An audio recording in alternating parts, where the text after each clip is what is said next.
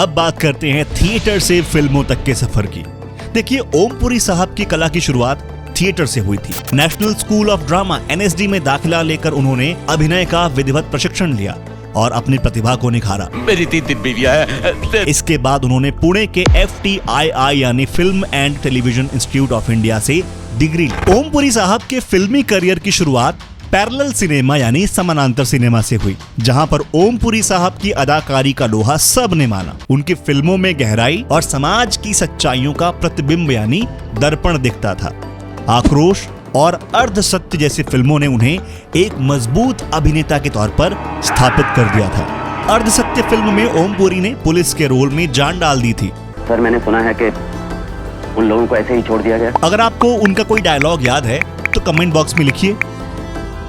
वैद्य जी हमका विभूति दिए हैं। ओम पुरी के साथ नसीर साहब की एक बहुत ही पुरानी तस्वीर शबाना आजमी को देखने को मिली, तो उन्होंने कहा कि दो इतने बदशक्ल इंसान इतनी जुर्रत कैसे कर सकते हैं, एक्टर बनने की तुम्हारी हिम्मत कैसे हुई। लेकिन शुरुआत में बदशक्ल कहे जाने वाले ओम पुरी साहब इतने बड़े एक्टर बने कि वो सिर्फ भारतीय सिनेमा में ही नहीं बल्कि अंतर्राष्ट्रीय स्तर पर भी पहचाने गए। उन्होंने हॉलीवुड और ब्रिटिश सिनेमा में भी काम किया। सिटी ऑफ जॉय और the ghost and the darkness जैसी मूवीज से ग्लोबल स्टारडम हासिल किया।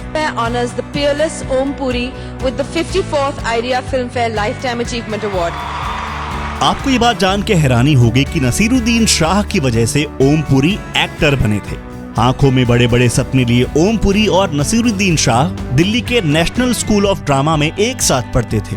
3 साल के कोर्स के दौरान इन दोनों के बीच में काफी गहरी दोस्ती हो गई और बाद में नसीर और ओम ने करीब 2 साल पुणे के FTII में एक्टिंग की पढ़ाई की। नसीरुद्दीन शाह और ओम पुरी में आपको बेस्ट एक्टर कौन लगता है? कमेंट बॉक्स में जरूर बताइए।